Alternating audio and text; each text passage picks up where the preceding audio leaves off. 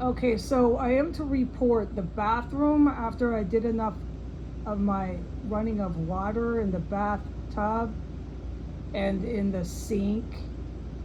The dead body chop shop came back enough to cause me to breathe through my mouth. That was, let's see, the time is 5:32 p.m. 27th of May 2024. So, like I said earlier today, it was all over the staircase. I haven't been on the stairs since Dashika from some sort of department from Washington, D.C. came to my door but left no proof at all who she was whatsoever, and asked me to continue with more fraudulent text messages with lunatics that I have filmed engaged in domestic terrorism. So I still can't talk about what I witnessed when I left my bedroom door and went into my hallway moments after Daishika left the building. Daishika had a key. She also had a key to let herself in. I asked her how she got in. She said she had been given a key by Thelma Houge. Okay, so yeah, this is unbelievable here. So there was other stuff and things I witnessed that were really criminal going on in my hallway, but I can't talk about it. No matter what, I can never talk about the good stuff that takes place in here.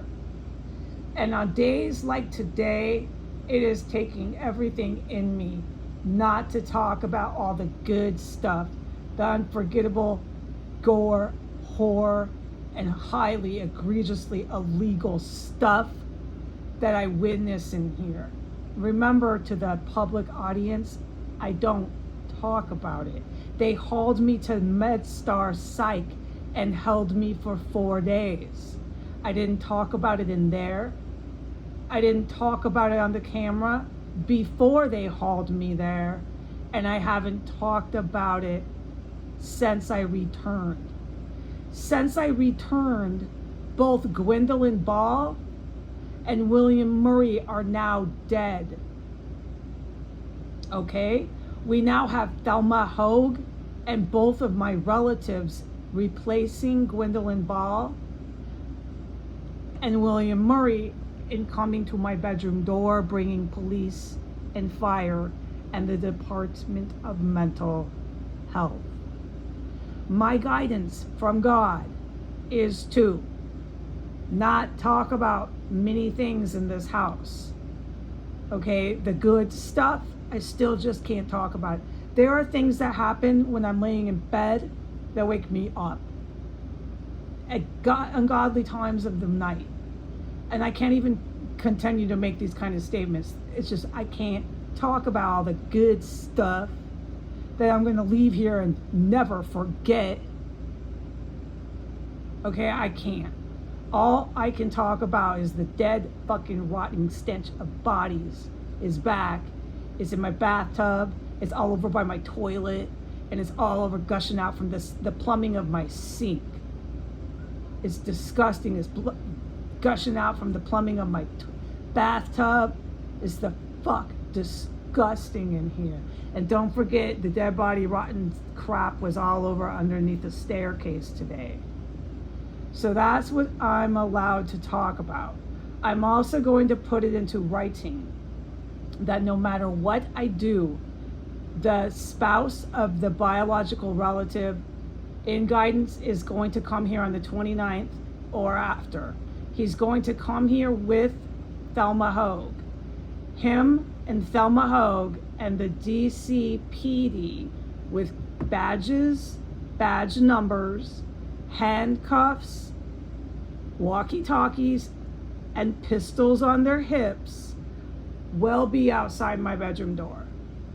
They will be taking me back to some sort of psychiatric evaluation, and they will demand that I am held involuntarily and hospitalized against my will once again, because I am imagining everything that goes on inside of 1509 S Street Northwest.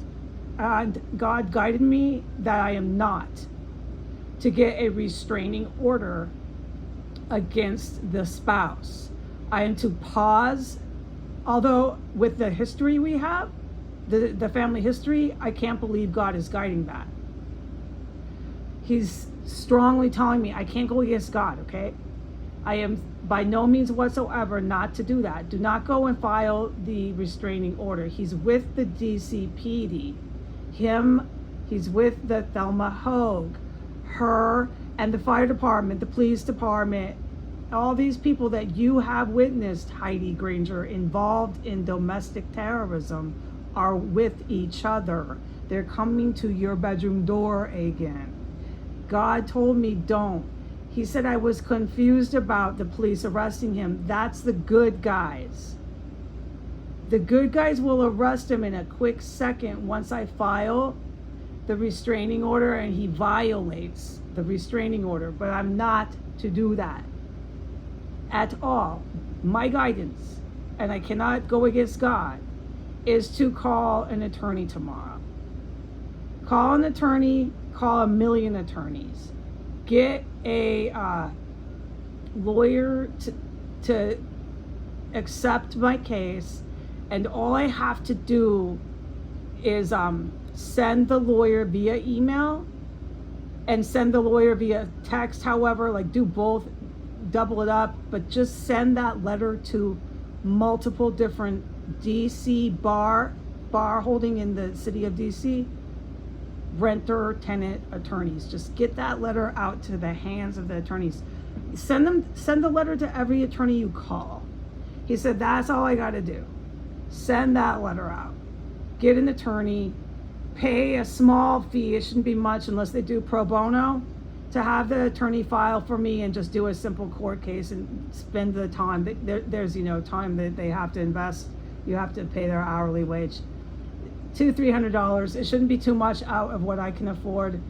Just do that and see what comes up with what Thelma Houge tells the lawyer, what she can produce as actual evidence. And I can't go through this anymore. There are dead bodies in this house. I am not delusional in psychosis or psychotic, imagining the last 4 years of this house. I filmed this woman banging on pipes, filling the house up with corpses. I filmed this woman, and I filmed her doing more than that. And I also saw her while I was standing there. I'm in the hallway. They're in the hallway. The house is lit with turpentine. I can't even, no, it's not turpentine, it's chemical stenches. I can't talk about it now on YouTube, what I witnessed her do. And then I can say how they were upstairs and they were shoving everything in the wall. You could hear it. I haven't described it, but I'm just saying they were. I know what I witnessed. And then there's all these dead fucking body stenches coming out again from upstairs. These people are the fuck out of their minds. He says I'm forbidden from getting the restraining order. Wait to get that against the spouse of the biological mother. Call every attorney in Washington, D.C. that is in renter's court tomorrow and send every one of them Thelma Houge's letter. Okay, goodbye.